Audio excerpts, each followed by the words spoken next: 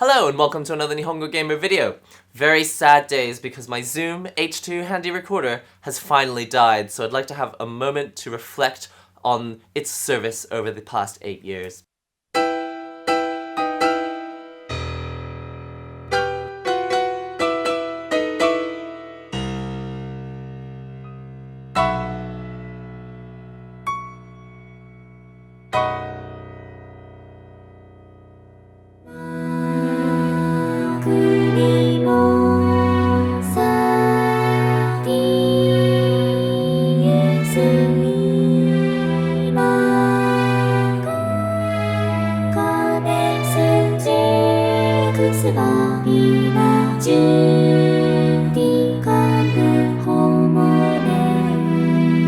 Now I say dead, it's not completely dead. I can actually still press buttons like this. You can see here it goes green and I can still press all the buttons and stuff. But little things like, well, I say little things, important things like pressing the record button, that no longer works, and that is a major, major problem if you are a sound recorder. So I'm a little worried about that.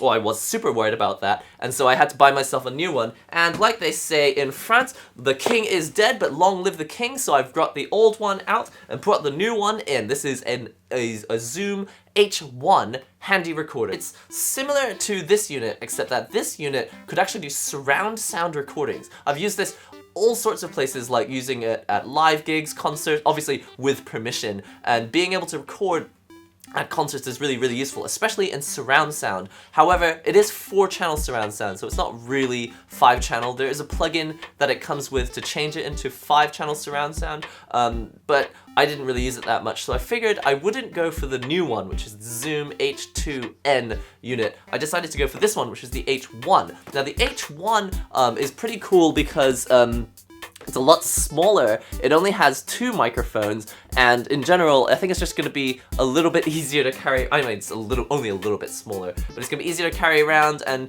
it's just a simpler unit in general. And what I'm really excited about is the fact that it doesn't have these silly flat buttons. Like, these buttons are just asking to die, aren't they? So I'm just really glad that it doesn't have soft touch buttons. Anyway, I did open it up earlier, so I'll show you what it looks like. This is the Zoom Zoom H1 over here. Looks really, really space age, doesn't it? It's like it's from the future, and it's got these mics. Now it's a really special design actually, because the 2 mics actually intersect like this at exactly the same point, which means that you don't have any weird phasing effects with the stereo image. Basically, I think one of the main features is that it has this one easy to press button. It's just, you just press it and it records, and really there isn't anything else to know about it. Now, the reason that having a field recorder is really useful for me is that I record gameplay videos, and I'm sure a lot of you guys at home, if you have your own channel, you're making gameplay videos.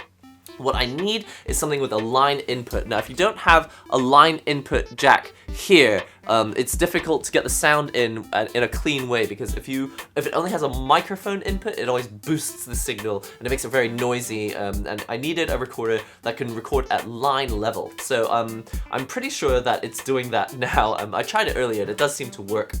There are little things that I don't like I press record and I don't actually know what file I'm recording to. The display is not really as good as this old unit, so I preferred this one in terms of display and functionality. However, this one is very simple. It's also very cheap. This costs like £60, so that's like, I don't know, $100 or maybe less than $100.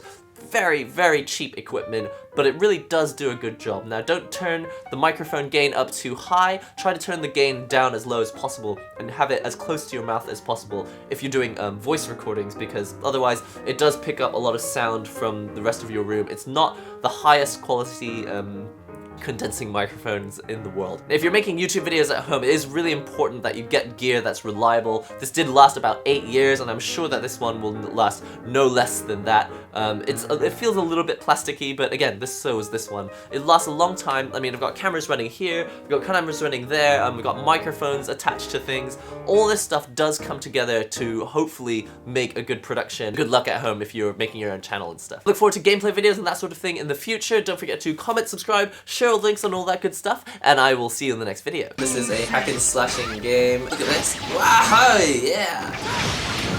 Yes! Smash! Pressing circle and something cool is happening. I'm doing something special. Ow, that's why you edit your face. Okay. Ooh. This is definitely some of the best graphics I've ever seen on video.